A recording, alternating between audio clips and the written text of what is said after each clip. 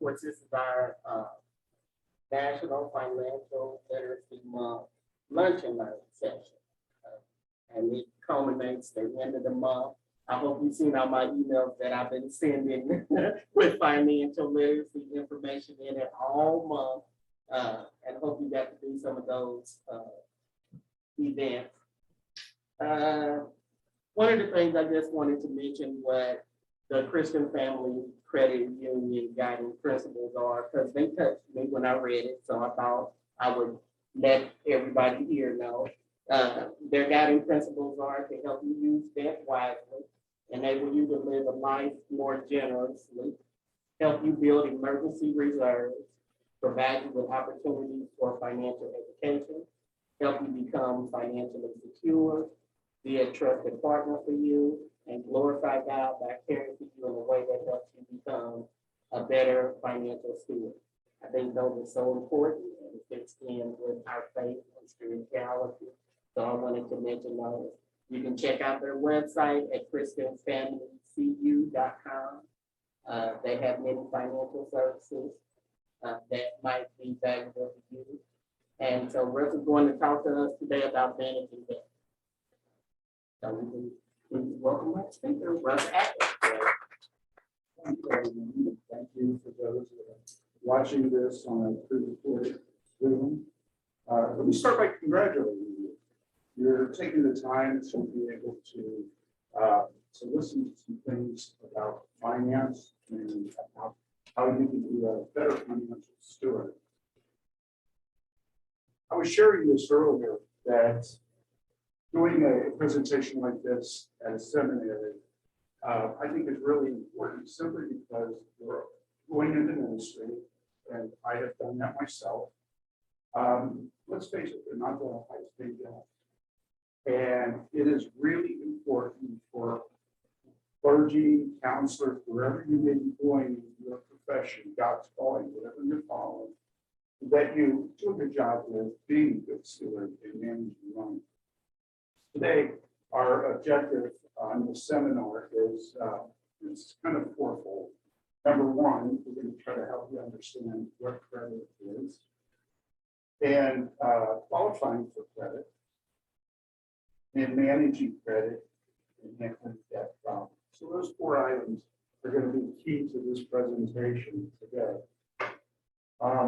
Understanding credit. Yes, we have to understand, first of all, what credit is. Credit is very simply where you go to someone or an institution and you have a need for money to either purchase something, whether it be a car or a home, and they give you this money with the expectation of paying it back. And it's not only the principal when you borrow it that you have to pay back. There's something called interest. There is a charge to it. We're going to talk a little bit more about that later on. I think that's critical. And qualifying for credit, what does that mean? Well, financial institutions use a series of processes to be able to determine whether you can consider credit worthy and if they would be willing to take the risk in lending you money. And the truth is, in a financial institution, we'd like to think that all the money that we lend out, we get back, but that's not good. So part of this interest that's charged or service charge is to offset losses and to manage credit. I think, credit can be both good and bad, but how do you manage it? What do you do with it? How do you choose where to go for credit? And handling debt values. That's really important because I believe that in life, you're going to run into snags. You're going to run into problems. There's going to be things that happen that you just aren't prepared for, no matter how good of a financial steward you are. And so when those times come, how do you handle it? How do you resolve the situation? Because more often than not, it's not always the financial problem that's a problem. It's how to handle it. So anyway, let's talk about the advantages of credit, and disadvantages. So is credit good? Credit bad? I guess credit can be both good and bad. Depends on what you use it for and how you use it. The advantage of credit would be it's convenient. You can put your hands on the quick.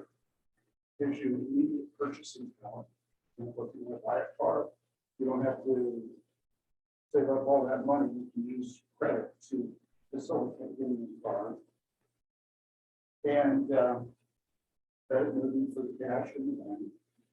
And bills can be consolidated using credit. And some of the big disadvantages, and I think this is important, it's a loan, which means it needs to be paid back one way or the other. And quite honestly, that expectation is really real of the lender wanting to get back the money. And there's certain problems that as we go into a little later on, how do you manage that? Or let's say that how do you manage those problems that you might have. Some of the disadvantages too with credit is that not all credit is fixed rate, which means that if you take out a loan today, it's a variable rate. It can go up, the interest rates can go up. So what you were paying $100 a month for this year, next year, you may be paying $150 a month. So it's important to know what type of credit that you are establishing. And when you go to borrow money, whether it be with a credit card or go to a credit union or a bank and you get a loan, there are certain fees that are associated with that line of credit or that credit transaction. You have to weigh that. And problem with credit, you can overspend, especially on credit cards. It's really easy to walk in, swipe a credit card, and to be able to get those new pair of shoes or that coat. And then, even though it's not a small, big purchase, those purchases add up through time. And credit card debt is a serious problem in the United States. It's a serious problem with clergy and other people that are working in ministry. So the way you handle credit is so important. But why is good credit so important?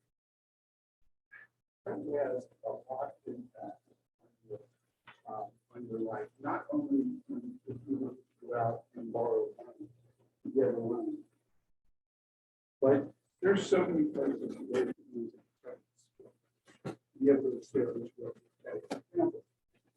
when you go to get car insurance, most people don't know this, but they run a credit check because they have found that as much as you're driving an accident, so much. And so I talked to a lady not too long ago, and she was retired, and she had co-signed a loan for her daughter. And she said, "Yeah, well, you know, as I mentioned, the spec credit score, she would do something soon." She said, "You know, I don't really, it doesn't matter. I'm tired out of it." So there was an opportunity for me to have an education session. Well, you know, it does in so many different ways. And then to the next slide, there's 3 credit reporting agencies in the United States: Experian, TransUnion, and Equifax. These are data collectors. They receive files from all kinds of lenders, banks, credit card companies, and they monitor your debt. They monitor how you pay and other things like judgments. If you get sued, or when you get your credit report, you'll also see any delinquencies, whether it's student debt or whatever. And so in this credit report, and I've been in financial services now well over 40 years. And I will tell you that the vast majority of the decision process, especially with large institutions, is pretty much sold on credit report. Small institutions like credit unions, savings and loans, that type of thing, the loan officer might actually sit down, take a look at the credit report and say, well, hey, this is why this is. So what's in a credit report? Well, identifying information, who you are, job history. The big part of it is your creditors and your payment history, and any legal actions or checking, and inquiries, people checking your credit. Who checked your credit? Maybe why they checked your credit. So it's really important to be able to know that what is in your credit report. Let me give you some hints on how to go about doing that here in a little bit. But without errors, you ever heard of anybody say, hey, I went to get credit and they said I owe Billy Bob, and I don't even know who Billy Bob is. And there's a lot of frauds in there. There's a lot of people that are stealing identity. And you have to be aware of that. You don't need to be afraid, but you need to be aware of that. So how do you figure out what is right? First off, and show you how to do this, go get your credit report. And if you're ever denied credit, write to the credit bureau. Get a copy of the credit. And the bureau has about 30 days to respond. And you're entitled to that report, by the way, free of charge if you ever decline credit. Most people aren't aware of that. But looking at the credit report, as well as understanding what your score is real important to do. So you're not overpaying for it. You're not paying a higher interest rate on loans than what you should. And if you disagree, there's a dispute process, a legal process whereby you can challenge what is on the credit report. So let's say that something shows it's not correct with Citibank and the credit card.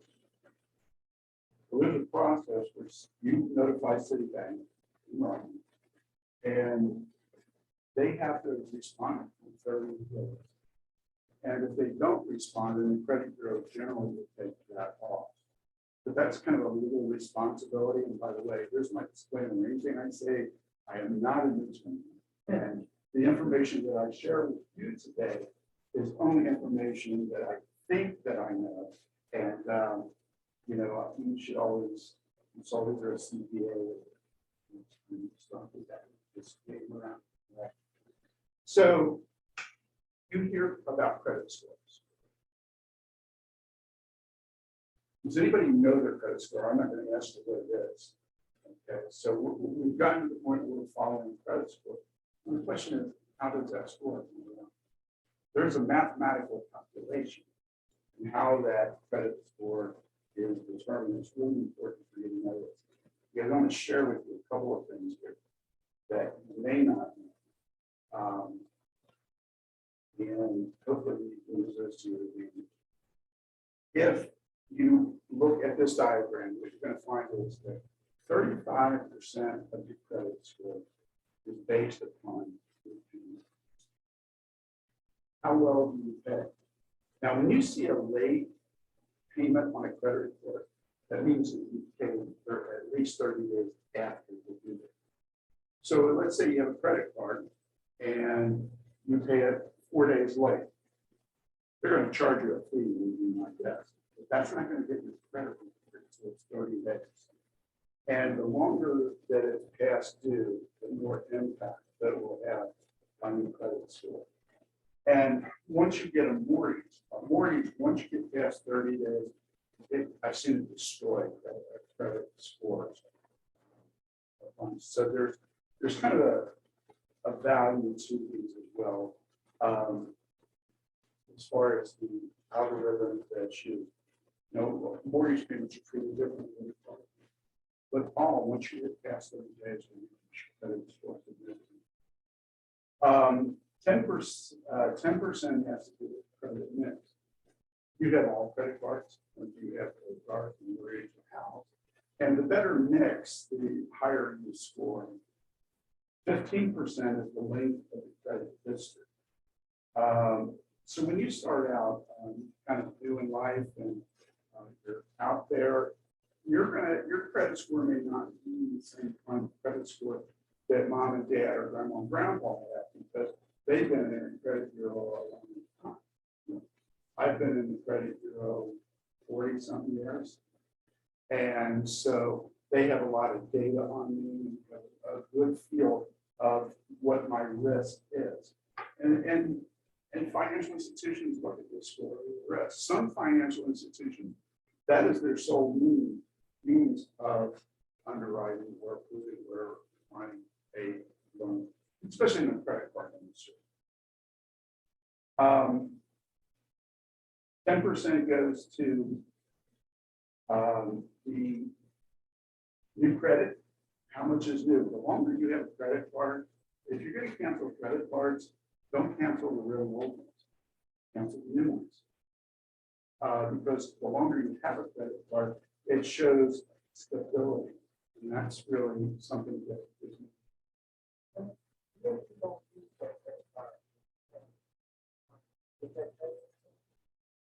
It says that, yeah, it does, and I'm going to show you right here what it says. Okay. The next one is 30% amount of. There's also something called capacity in this determination. And here's what capacity is. How much debt you have versus how much you have available. So, and here's where you see a lot of pastors really get dinged on their credit score. Let's say that you have somebody who has a credit card solely for the fact that, just in case they need it. So they have a $1,000 limit on simple numbers. And they go out and they charge $400. They intend to pay it back. They have then used 40% of their capacity. 40% of that $400 is 40% of that $1,000 limit. Okay. So the interesting thing about it is that the more capacity, the higher amounts of outstanding credit card limits that you have, the better you're going to score. So let me give you an example. The pastor who I was talking about has $400 for that. Then we have somebody else who's clearly not clergy, has $100,000 in credit, or has $1,000 or $100,000 in open lines of credit capacity on their credit card, and they have 20,000 outstanding. They'll score higher on the FICO score than the person. It's a percentage, and that's kind of one of the things that's really unfair. It is a percentage. Determining your FICO score has nothing to do with the income. And a FICO score is the same as a credit score. It's just kind of an industry term. So these are the components, and understanding these components is really important. So somebody comes in, they want to maybe look, and they've got credit cards. There's nothing wrong with having a credit card that, even if it's a bad credit card, high interest, that you don't use. Eventually, the credit company will say, hey, well, do something with this, because it does increase that capacity. And the better credit score you have, the higher credit score, the lower you're going to, the lower amounts of money you're getting, the borrow money, more leverage, the types of credit that will get out there. And, you know, again, the insurance and other factors. Job damages, everybody that comes to work for us, and those credit reports have caused us not to hire someone. And we got to give them a notice why it was, give them an opportunity to do it. But certainly, you know, most employers do a background check today, a credit check. So you've got this score. Let's say we throw out a 700 score. What does that mean? If you take a look here, this is a breakdown of credit scores and the percentage of population in the United States that falls into it. For example, 18% of the population has a 700 to 749 score. That's a good score. That's a really solid score. You get into 650 to 699, depending on where you're at, you got 15% of the population that has a credit score in here. These are okay. You can buy a house down in this range. Where you start getting into problems, the credit problem, is that if you look at 600 to 649, 12% of the population fall in here. This isn't quick math. In this category, 8% and 5% from 500 to 549. This group and this group are going to have a hard time, especially this group here at 500. But here's something that really need to look at. 5 plus 8 is 13, plus 12 is 20. 25% of the people in the United States have a credit score that you would consider a low credit score. But not you after you take this class. You're going to way to be able to get a good credit score. So who looks at this thing anyway?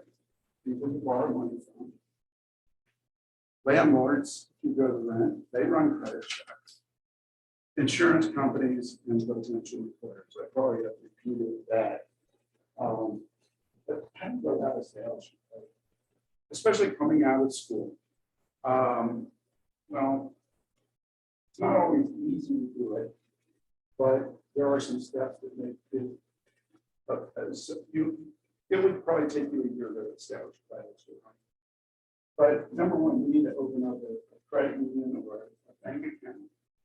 Have both a checking account and a savings account, even if it's not much of a savings. Have both. When you are sharing a facility like a ranch or something like that, I don't know what folks do today, but I got roommates until I got that. And we all share the expenses. And so put the utilities in your name. Now, there's a risk factor that if your friends don't come through, you're responsible. But if you make sure that it's paid, you're really good credit there. If you want to borrow money and you don't really have a credit score, or you don't maybe have the best credit score, getting a co-signer really helps. It gives you a little bit more responsibility to make sure that bill is paid. So your mom, your dad, your brother, your sister, whoever co-signs, they're not stuck holding you that. Again, it allows you to be able to get the loan. And then you go to the ideal is to have at least 4 trade lines, 4 places that you have gotten credit. Once you get that, that in itself will help that algorithm for your credit score. And it shows a history. And offer a large down payment. And I know that's hard. And especially today, dealers are saying, you can finance 100% or whatever the case. But if you find yourself down in that lower end on the credit score, the more you put down, the more the lender is going to give you the benefit of the doubt. So, okay, you save some money. And I will tell you the one thing about credit will always cost you money. You will always pick back more and when you use credit than you would if you use cash. That's a reality. Someone has to pay for the overhead of the lender, the rest of my everybody pays. So, and if you're just starting out with credit card, you really don't have that history. There's something called a secured credit card, which works out really well.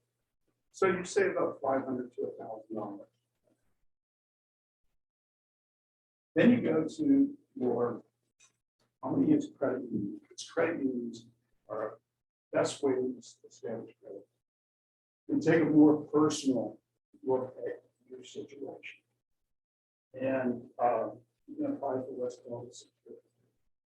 Where you put $1,000 into a savings account or whatever the amount of money, the institution will issue you a credit card. So you're securing it.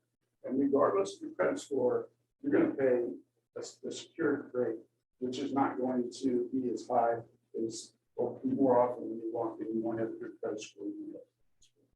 Yeah, sorry. Question.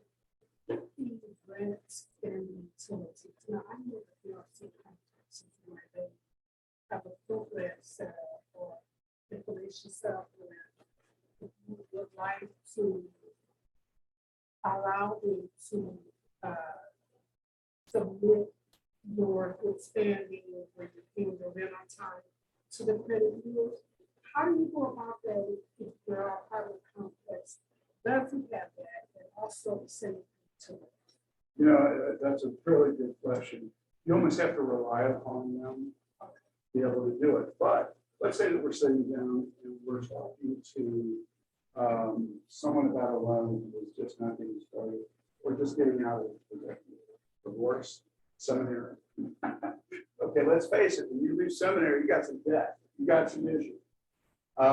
When we go to our seminary students, because of the nature of our credit union, we understand the deal there. Where it comes into play is if we're sitting down and you're trying to establish that credit. I've seen it then someplace for a year and a half. I don't see any judgments for disconnects because the utility company, once they do a disconnect or they're unable to collect the money, they'll put that on the credit. So sometimes it's not what's reported, it's what's not reported. Okay, that you can see.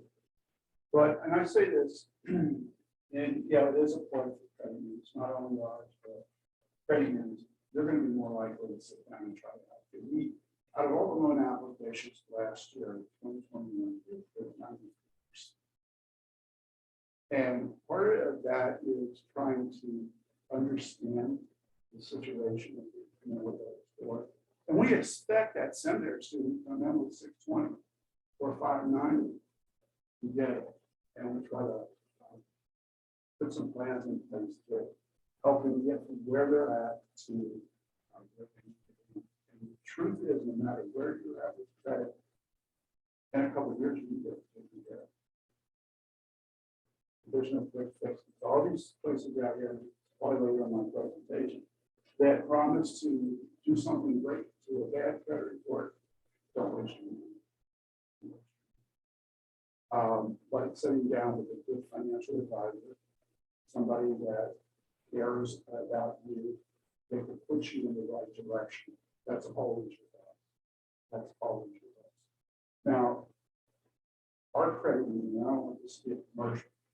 We want to help folks coming out of some, and we get going.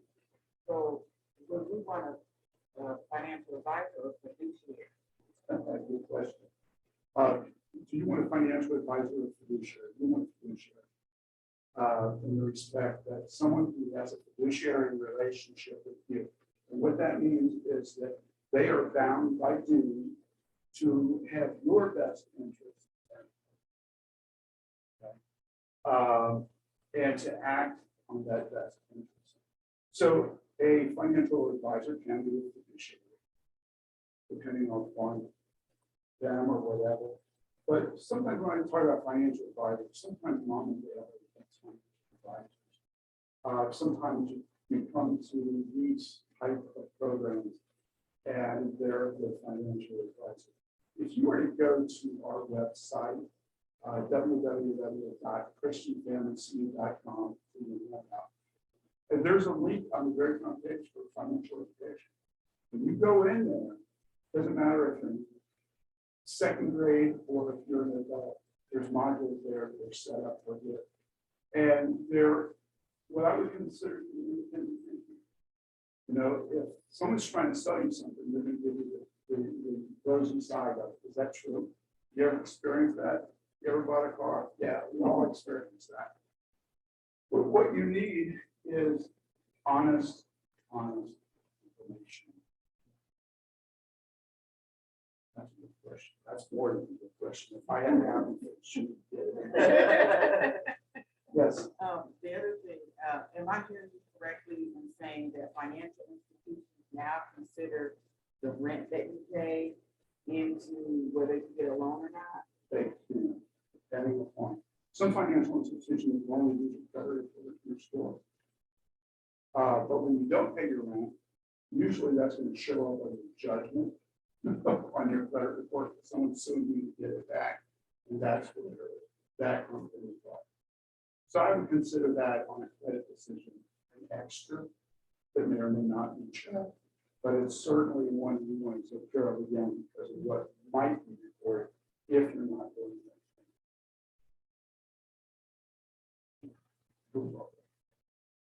Never happened. So what if you get turned down for credit? So I mentioned earlier, you can contact the credit bureau. The institution that turns you down has to send you something called an adverse action form. And why you were turned down. So how do you go about maintaining good credit? Okay, this is the simple one. Pay your bill. If you get a loan, make sure that when you go and leave that car dealership, that payment is affordable for you. And make sure it gets paid on time. And I think that's one thing that people administering sometimes get I don't know, off track a little bit. You know, I can remember there's times that I need to do something and then I get a call that someone was in a car accident and I need to be in an emergency. Or someone is on the deathbed and they go like that faster.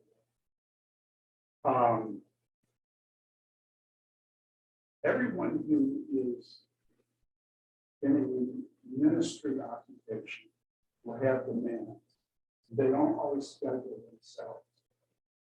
And so it's really important to set things up, do things in advance, pay bills in advance, or even set up automatic payments. Got to be careful that there's always money to do it. And the ones that are being late a couple of days, the average credit card fee is $35 to $45 for late.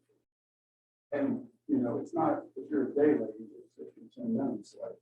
I'm exaggerating a bit there, but if it's due on one day, a lot of credit card companies will institute the late fee the next day or an over limit fee or a combination of both.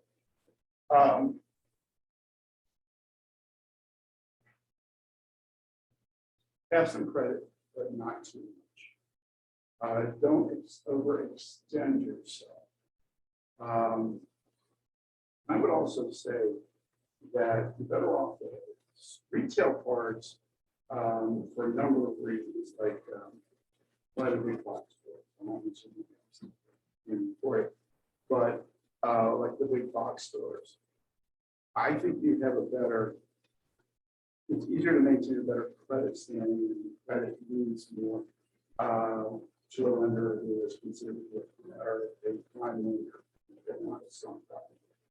Subprime lender is one who basically makes a good living off of or caters to the lower credit score. Beware your debt to income. That's really something we need to look at. How much debt do you have? And the monthly payments to lower income, because you have a capacity to get that back.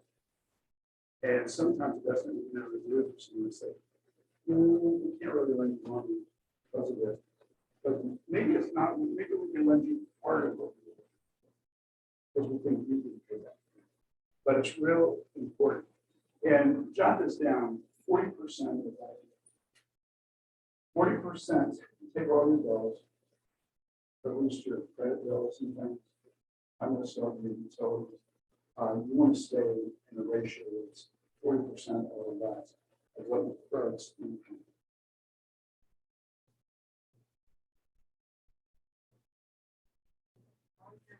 All your monthly bills show up on credit report, your credit card, car loan, mortgage payment, rent, like that.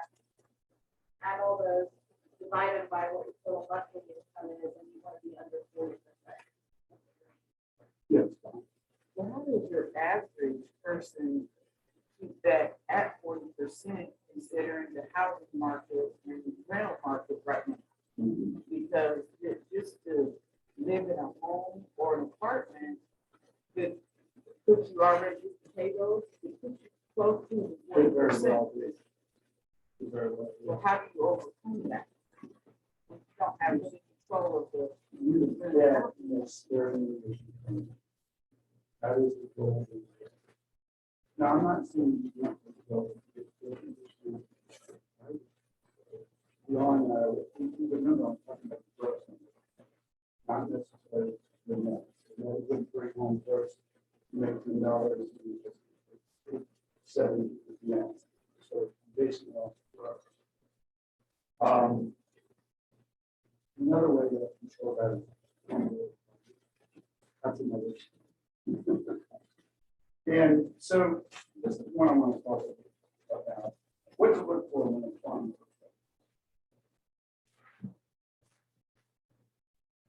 Big credit card. Your financial health. They give you, you go out and they say, okay, if you apply for a XYZ card, we're going to give you $50 off your next purchase and whatever the difference is. Got to look at what the rate of interest is. And I'm gonna, I think it's my next slide or the slide after to show you how big a deal that is. What are the terms? If you're an hour late, do I get a late fee? Yeah, and how much is that late fee? You charge me an annual fee for that. You know, I get $50 on the next purchase, but I charge a $50 fee. Seems to be like day one. Okay. Reasonable limits, don't overcommit. As far as the amount and the rewards program. Here's what I say about rewards program. Reward programs can be open. But in order to give you that reward, they got to put the money somewhere. And those reward programs, not always, but more often than not, have a higher rate of interest or no more. If I can do away with reward credit cards, and the reason is I like the idea of just going to be playing. Now, today, what excites people is that they can use a credit card, pay it off, they don't pay any interest every month.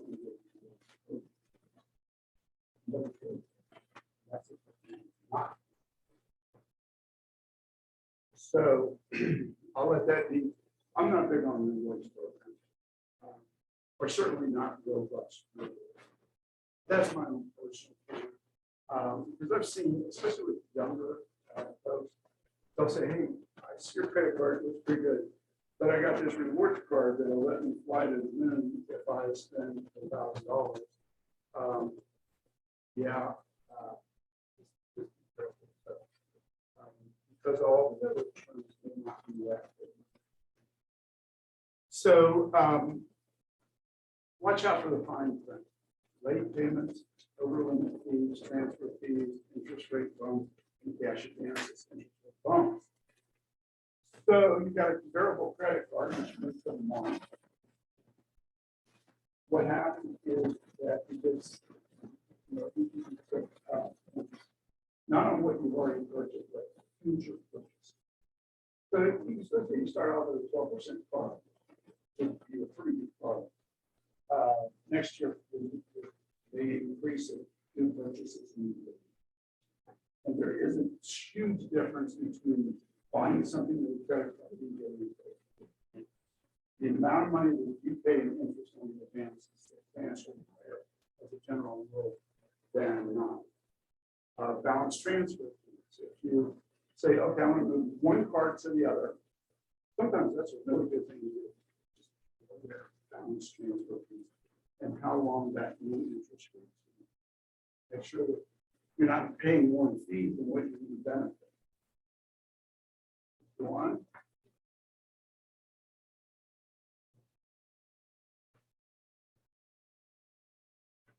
There was a card responsibility and disclosure act back in 2009. I think this is one of the a really neat thing that took place, and it requires a lot of disclosure. And it limits some things that, for example, student cards.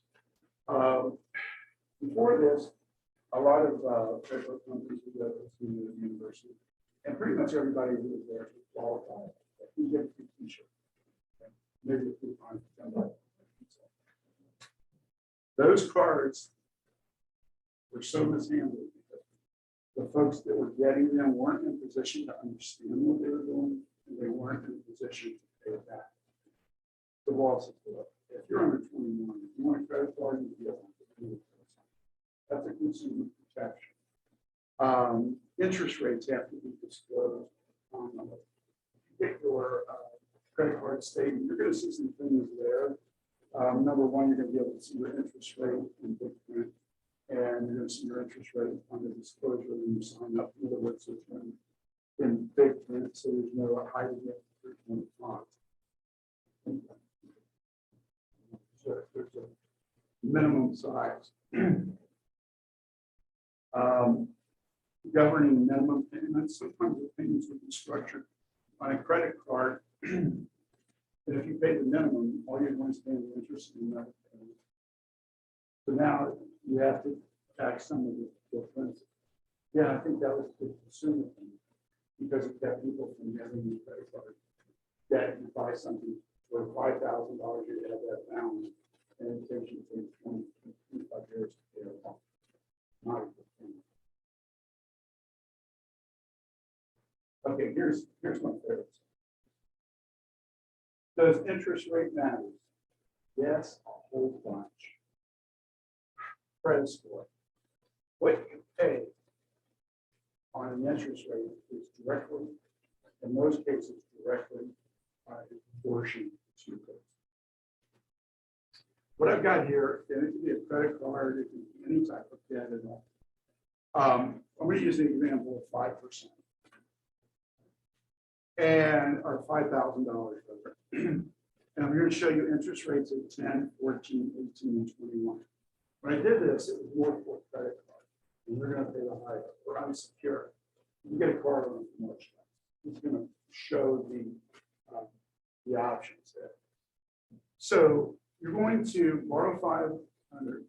You're going to make the same thing, $100 a month. And now here's where it shows you how long it takes to pay it off. At 10%, you can pay it off in 65 minutes. 100. Get one of those store cards or one of those cards that I don't know, high risk cards, whatever you call it.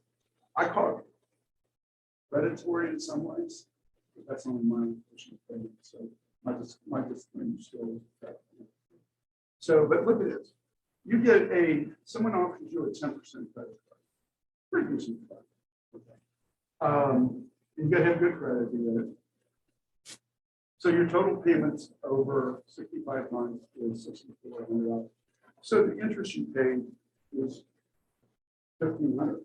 That's not a lot of money to borrow $5,000. So let's take a look at 14%. Now it's going to take you 76 months. You're going to pay $7,500 in credit cost. This is stuff you got to do. This is what you do. When you're in ministry, you don't pay as much as the secretary. You got to make everything.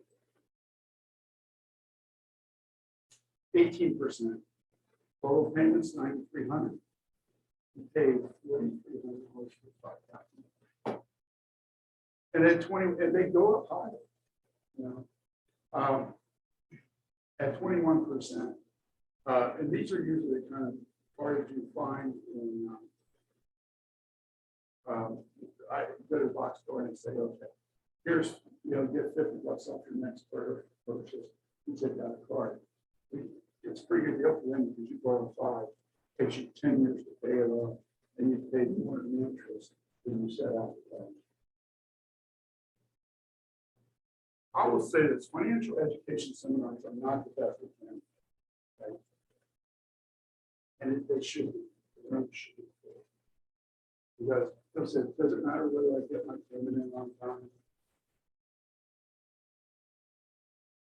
Now, so let's say you do start out here. You can look further on. You know, it always pays to see what the next person is doing, next to one that is doing. And if you're in that low credit score, it says a lot of times coming out of seminary, you want to be with a lender that will review your credit score. And for example, one of the things that we do, let's say you're down a year. And then a year from now, you come back to us and you're up in your credit score runs. You change your. It doesn't happen very often. That's the difference between, a lot of times, the credit union mission is to serve the member, not necessarily to pay dividends to the stockholders, because there are no stockholders. So how do you find the best one for you? I think the big thing is to find a financial institution that you trust, that you think is actually fair and operates with some more principle. And then just shop rates and terms. You can do that a lot online today. When you go to the car dealer, they want you to drive off today. They want to get the loan from you down. And in some cases, the higher the interest rate that they give you, the more they make. They're paid by the creditor. So when you shop rates, you know where you're at. Don't be in a hurry to run off the lot with the car. I wish you did try to get there. But you can always refinance. That keep that in mind. But just do some research. Again, check out the education portal on our website. From buying a home to a car, there's information. Then I'm going to give you another place to check that I think is really important. Consumer protection. They publish a lot of good stuff. And the dangers of excessive debt. I think one of the biggest dangers is what it does to me personally. The stress of being in debt, the stress of dodging a phone call, especially when they come in and talk to someone who's not at church or whatever, college, stress levels go up, and it affects your health, and it also affects your ability to do ministry in the best way possible. And so keep up with your everyday expenses. You know, don't damage your credit.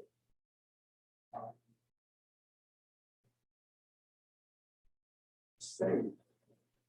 You know, save a little bit. Get something going on where part of whatever your pay is or that goes into the savings account. You'll find that stress level diminish.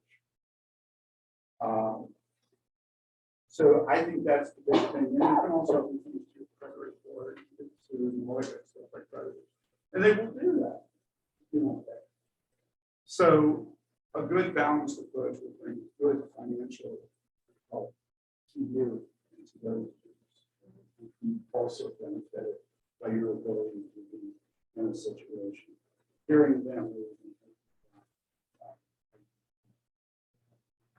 Talk a little bit about medical debt. Yeah. Medical debt is one of those things that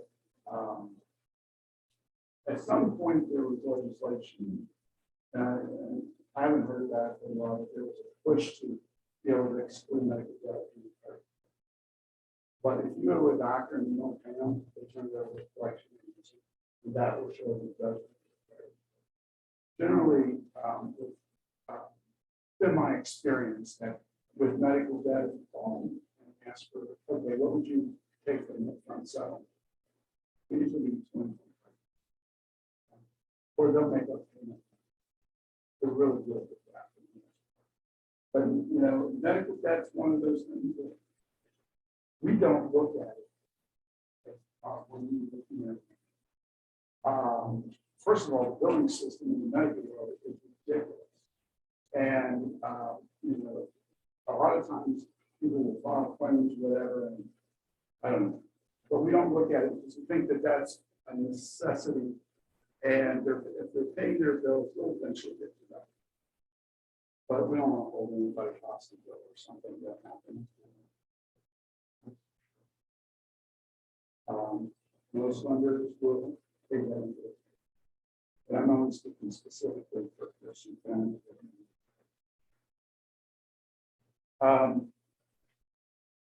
So how can you avoid excess debt? Beware the ones. If you need a credit card to pay for the sneakers, so-called sneakers, you probably should think about that. What you pour into it. Because you're now paying more for those sneakers than what you would save money, emergency fund, and avoid financial mistakes in the first place. Because you can see a lot of this just overlaps. But it's good in this to be able to see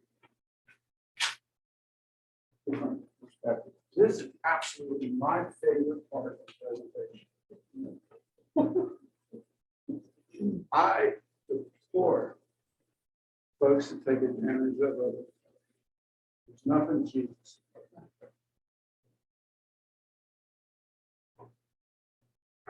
Payday. I need to borrow $500 for 3 weeks. So I write them a check sometimes, more often than not, it's no good.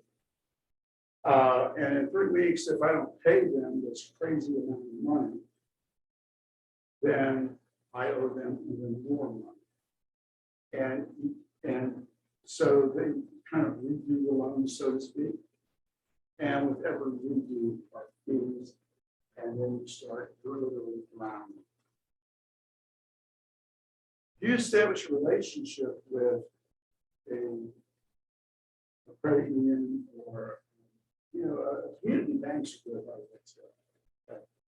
Smaller banks. You develop a relationship and you need money like that at a much better interest rate. Credit repair claims. Okay, for $500, I will get your credit back to its original, where it should be. Forget all the stuff that's dragging your credit score down. Don't do it. Don't do it. I haven't seen too many successes. And usually when you call them for the forms, they have a disclaimer on there that would usually say, we don't guarantee that we'll be able to do it. We're going to try.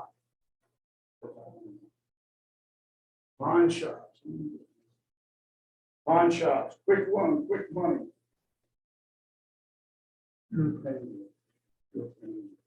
And I would say that in general, in financial world, there's a lot of sharps. There's a lot of sharps. And they usually make themselves available to folks that don't have the financial understanding of finance or have a very poor credit score that have very few options. I would say you always have options to continue to work. But a big part of that having options is how you treat them. So what I would do here in this slide is I would say focus on staying out of debt. Be disciplined. Work with each other to correct that. I want to share a story because this is one of my favorites. Back 20 years ago. We made a mobile home inventory. And this young guy, his daughter got sick and called. He said, well, I can't pay this. Well,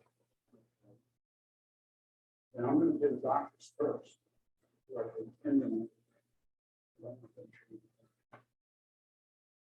Different concept.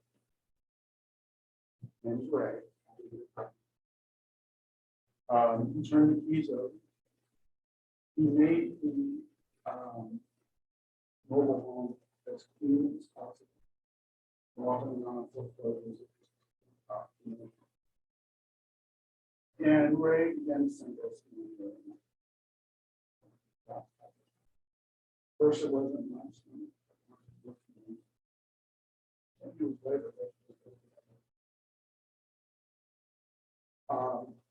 He went into the service and he was trying to get a security clearance. And so because of the bad debt on his credit, and I spoke to a military person. And I said, you know, a lot of times you find out more about people than the bad things you know. I said, this guy that obviously never finished credit report. Let's see what was on the credit report for the institution. So here's a guy that never neglected his debt. I would stay in touch. And here's a guy that walked in without me actually doing an application of the government.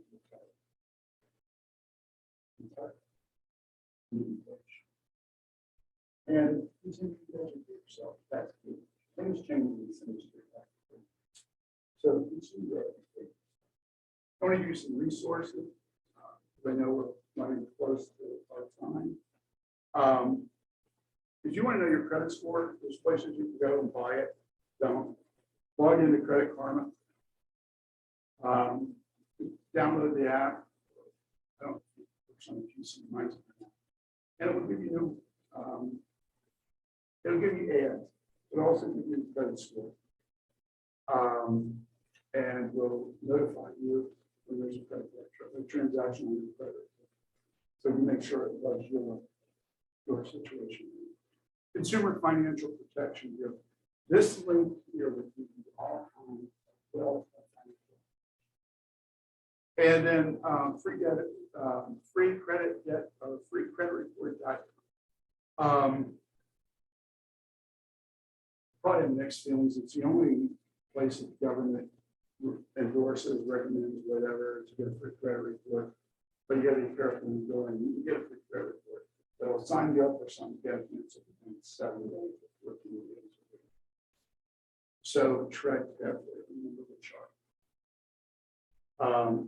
There are institutions we have one of our checking accounts allows you to have access to credit report. It allows you to have access to score, and it monitors your credit as well.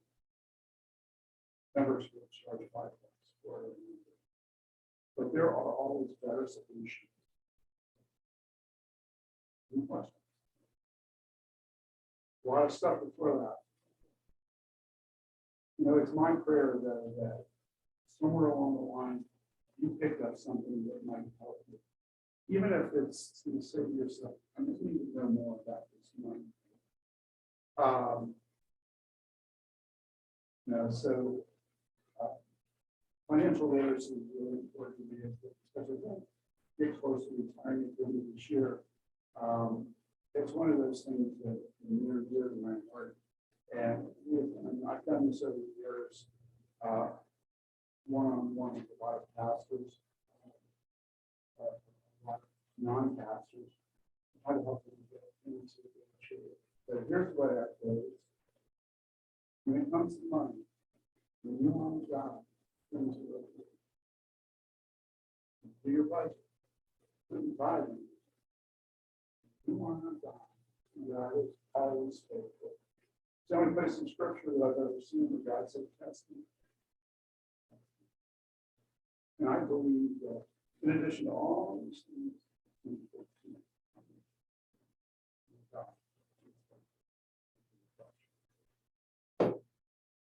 all right, then we give Russ a big hand. Thank you so much. We appreciate you so much for coming out and talking to us.